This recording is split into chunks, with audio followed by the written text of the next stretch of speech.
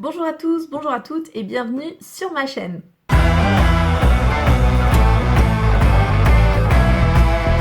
Donc aujourd'hui on est lundi, vous le savez, si vous me suivez depuis quelques temps déjà, le lundi c'est la journée où je suis la plus motivée et où je partage avec vous une astuce de motivation. Cette semaine, on va parler d'une émotion qui est souvent décriée, même en développement personnel, on fait un peu la chasse à cette émotion généralement, et là vous allez voir que je vais la prendre totalement à l'envers cette émotion, il s'agit de la culpabilité. Alors dans notre société, cette émotion-là qui est la culpabilité, on a tendance à la décrier, à dire que c'est pas bien, de se sentir coupable, que ça sert à rien, que ceci, que cela. Elle fait partie des émotions, encore une fois, qu'on appelle les émotions négatives, même si vous me suivez encore une fois depuis quelques temps, vous savez que moi, je ne considère aucune émotion comme négative. Pour moi, les émotions sont tout simplement une information qui vient traduire de ce qui se passe à l'intérieur de nous, dans notre cerveau, dans notre corps, par rapport à des événements extérieurs ou intérieurs. Bon bref, je vous renvoie vers mes vidéos sur les émotions, mais pour cette émotion de culpabilité, ça a encore la peau dure de se dire que la culpabilité, c'est pas une bonne chose, que c'est pas bien, que ceci, que cela. Quel est le principe derrière le fait de dire qu'une émotion est pas bien? Ben, clairement, si vous y réfléchissez 2 secondes, le nombre de gens qui du coup se disent que se sentir coupable c'est pas bien et du coup se sentent coupables de se sentir coupable, ils se sentent en colère de se sentir coupable, ils sont tristes de se sentir coupable, bref, ça n'arrange rien. Donc, première chose que je vous amène à faire par rapport à cette notion de culpabilité, c'est arrêtez de me la mettre s'il vous plaît dans les émotions négatives, c'est une émotion.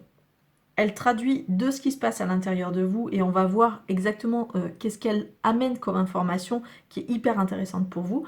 Donc s'il vous plaît, un peu de bienveillance envers cette culpabilité qui fait ce qu'elle peut, qui fait son job et on va apprendre à l'utiliser plutôt que de la subir.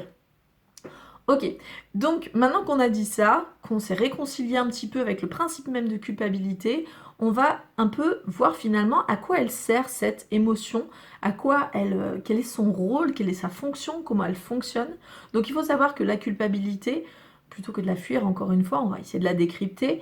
La culpabilité a un intérêt, c'est de finalement de voir quelles sont les incohérences entre vos actes, vos pensées, vos réactions et votre système de valeurs, c'est-à-dire les principes moraux qui régissent finalement votre système de valeurs et la personne que vous êtes. C'est votre personnalité profonde, c'est-à-dire ça va toucher vraiment à la personne que vous avez envie d'être, la personne qui a été façonnée par un système de valeurs et qui défend ses propres valeurs aujourd'hui. Et donc, si vous vous sentez coupable, si vous reprenez vous-même les moments où vous vous êtes senti coupable dans votre vie ou les moments où vous vous sentez coupable actuellement, c'est probablement toujours sur des points qui sont importants pour vous. C'est toujours sur des points qui touchent à vos valeurs, à vos principes moraux. Sinon, il n'y a pas de culpabilité.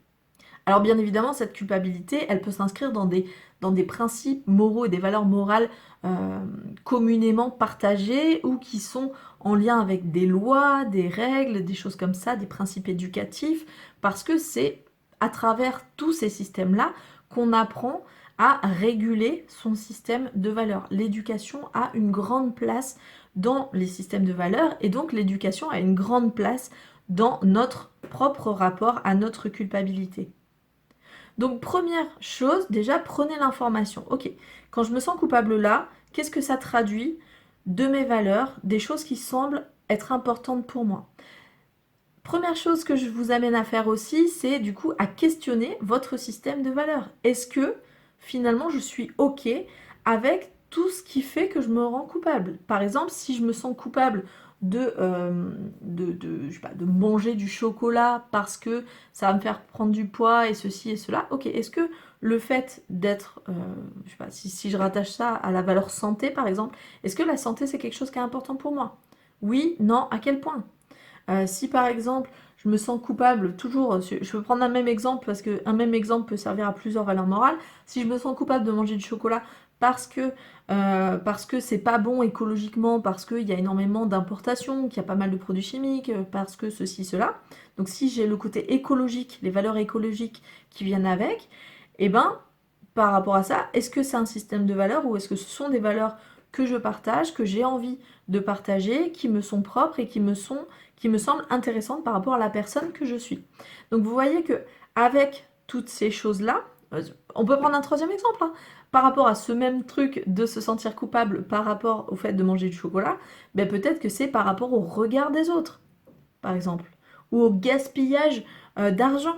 Parce que finalement, manger du chocolat, c'est du gaspillage d'argent aussi, parce que concrètement, c'est pas quelque chose qui était nécessaire et qui était une obligation vitale, vous voyez.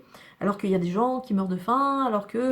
Donc vous voyez que autour d'un seul et même exemple qui pourrait être un exemple du quotidien, parce que j'imagine que vous, comme moi, ça nous arrive de manger du chocolat. On se sent pas forcément coupable de la même manière, et probablement pas exactement sur les mêmes choses.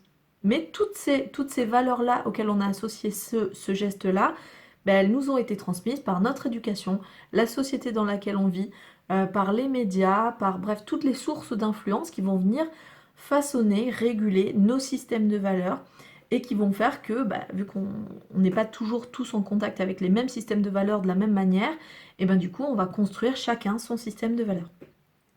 Donc déjà par rapport à cette notion de culpabilité, demandez-vous à quoi ça fait référence chez vous. Qu'est-ce qui vous pose problème finalement si vous creusez un peu au-delà de vous sentir coupable? Parce que souvent les gens disent ça, ils disent je me sens coupable, mais ils n'arrivent pas à aller un peu plus loin. Ok, allez un petit peu plus loin vous qui êtes un public averti, qui êtes en démarche pour mieux vous connaître et mieux comprendre le truc, vous faites cette démarche-là de dire ok, en fait qu'est-ce qui me pose problème exactement? Est-ce que c'est, si je reprends cet exemple du chocolat, est-ce que c'est le côté écologique? Est-ce que c'est le côté santé? Est-ce que c'est le côté image de moi? Est-ce que c'est le côté économique? Est-ce que c'est le côté regard de l'autre? Vous voyez, vraiment d'être là-dedans. Ok, qu'est-ce qui me pose vraiment problème à moi? Et est-ce que ce qui me pose problème, je suis ok avec le fait que ça me pose problème ou pas? Est-ce que c'est une valeur qui est à moi? Est-ce que c'est une valeur qui parlait forcément beaucoup plus à mes parents, mais finalement à moi ça me pose pas de problème? Vous voyez, finalement. Donc ça vaut le coup déjà, en première instance, de se dire, ok, qu'est-ce que ça traduit comme information? Et est-ce que je suis ok avec cette information-là? Deuxième chose que je vais vous amener à faire, c'est plutôt que d'attendre que la culpabilité se manifeste et de travailler quand elle se manifeste, c'est d'utiliser vraiment ce sentiment de culpabilité et pourquoi pas de l'utiliser vraiment, c'est-à-dire de l'exploiter, de créer des objets de culpabilité. Donc on avait un petit peu ce principe-là quand on travaillait justement sur la vidéo de la semaine dernière sur la carotte et le bâton. Je ne sais pas si vous vous souvenez. La carotte et le bâton sont des astuces ou sont des stratégies motivationnelles qui sont basées sur le principe de culpabilité aussi. Donc, parce qu'on peut y avoir une punition, une récompense, enfin bref, on est là-dessus. Je vous ramène vraiment la vidéo de la semaine dernière si ce point-là vous intéresse plus par rapport à votre cas.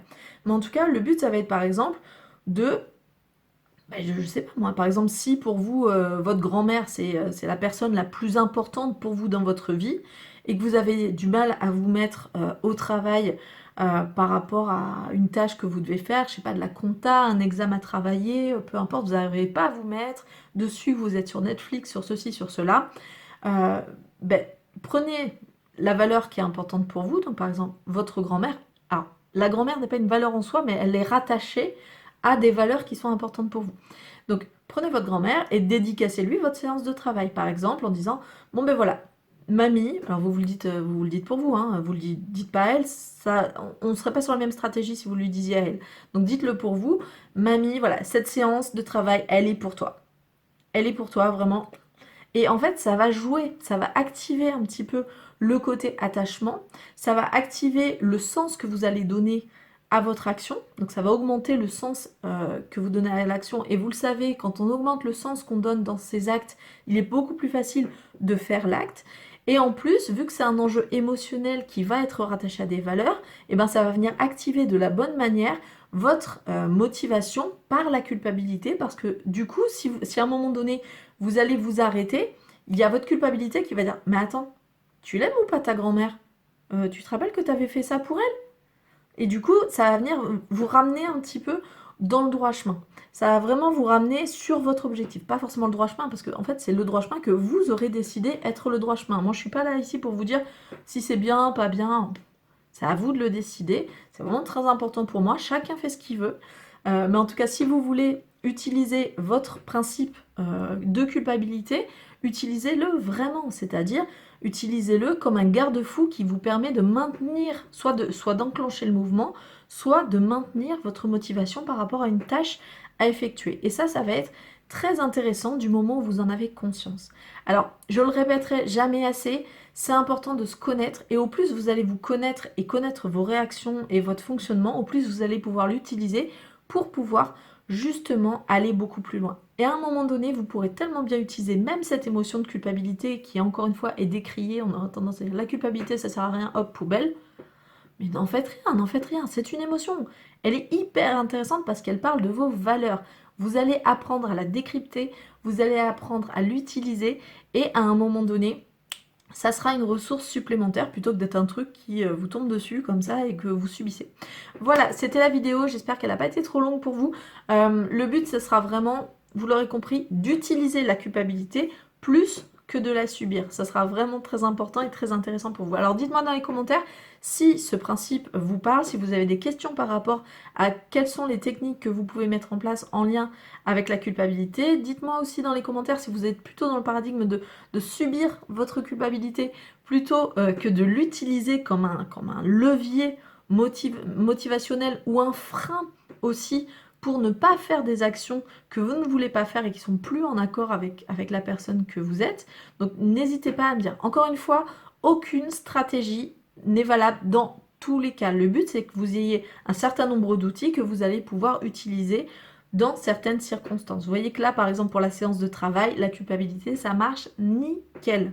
Donc, n'hésitez pas, utilisez, testez encore une fois. Une théorie qui n'est pas testée, bah, vous pouvez rien en dire si vous ne l'avez pas testée. Donc testez-la d'abord, plusieurs fois, et après vous viendrez me dire ce que vous en avez pensé. Voilà, je vous souhaite une très très bonne semaine. On se retrouve lundi prochain et vendredi si vous êtes un pro, genre un psy ou un thérapeute. Voilà, tous les vendredis je fais une vidéo pour les psys et les thérapeutes. Mais le lundi, c'est vraiment la motivation, qui peut servir d'ailleurs aussi aux psys et aux thérapeutes en libéral, vraiment. Mais en tout cas, voilà, le lundi, c'est un peu plus généraliste, ça s'adresse vraiment aux personnes, qui soient psy-thérapeutes ou qui soient une personne normale aussi. Hein. Donc voilà, à lundi prochain pour la nouvelle vidéo de motivation. Gardez la motivation et à la semaine prochaine. Ciao, ciao!